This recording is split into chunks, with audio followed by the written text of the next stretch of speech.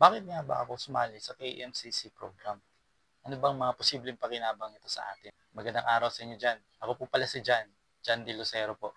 Kalahati na rin po ng buhay ko ay nasa pagbebenta at pagnenegosyo ng mundo.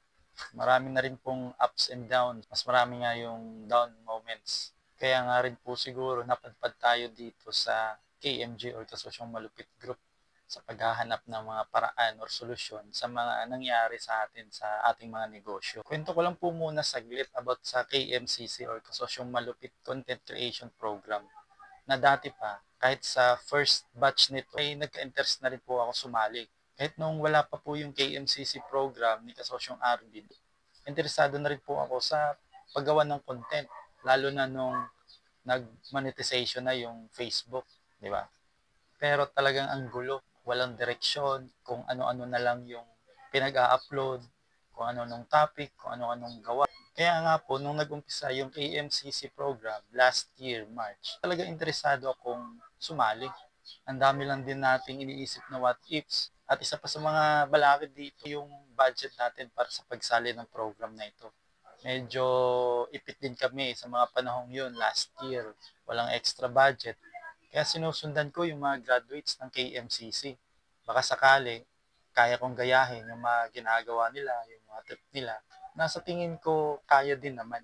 Pero mas lalong gumulo, mas lalong nabulabog. Kaya nga, nung last batch na ng KMCC program, last month, last year, ay talagang pikit mata, bahala na. Sumali na rin talaga ako. Doon nga nag-umpisa yung KMCC program. Unang araw pa lang, pangalawang araw, pangatlong araw, unang linggo, talagang sulit na. Lalo na nung natapos yung KMCC program. Talagang nasabi ko sa sarili ko na buti na lang talaga. Mas masarap sabihin yung buti na lang talaga kaysa sayang naman, di ba? Swakto talaga yung buong buwan ng KMCC program para sa atin. Hindi lang po para sa akin. Hindi lang po ito content creation. May mas malalim pa pong pinag-uusapan sa KMCC.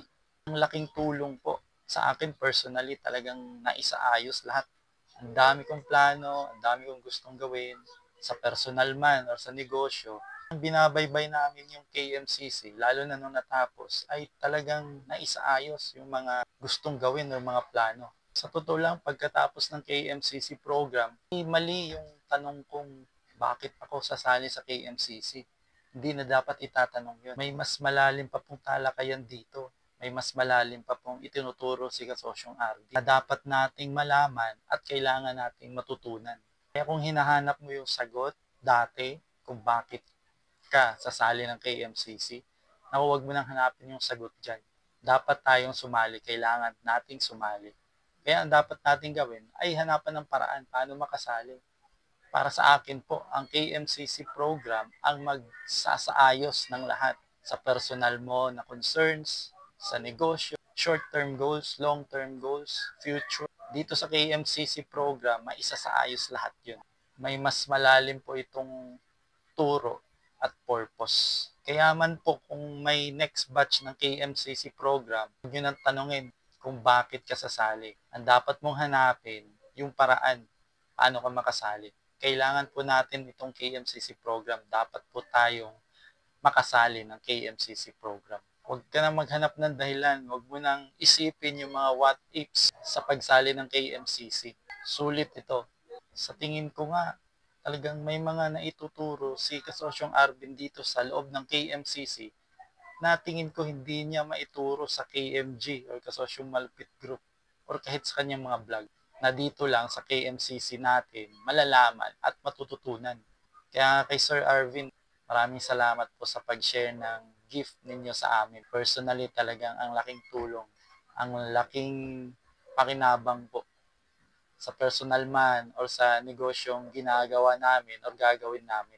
Lahat po naisaayos ng dahil sa KMCC program. Marami na po kayong natulungan at sana'y marami pa pong matutulungan. Continue to be a blessing. Kasosyong Arvin po, maraming salamat. Tsaka nga po pala, tama din po yung sabi ng mga KMCC graduate. Sa tingin ko po, hindi dapat itigil itong KMCC program. Dapat po itong matutunan at kailangan po itong programa na to ng lahat ng mga kasosyo.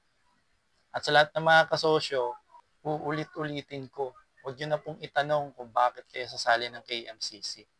Dapat po tayong sumali. Kailangan po nating sumali. Para po sa atin ito. Ang laki po ng pakinabang nito. Kaya message nyo na si Sir Arvin. Kulitin nyo na, pagtulungan nyo na mag-open na ng bagong KMCC program. And Sir Arvin, ulit, taos puso po.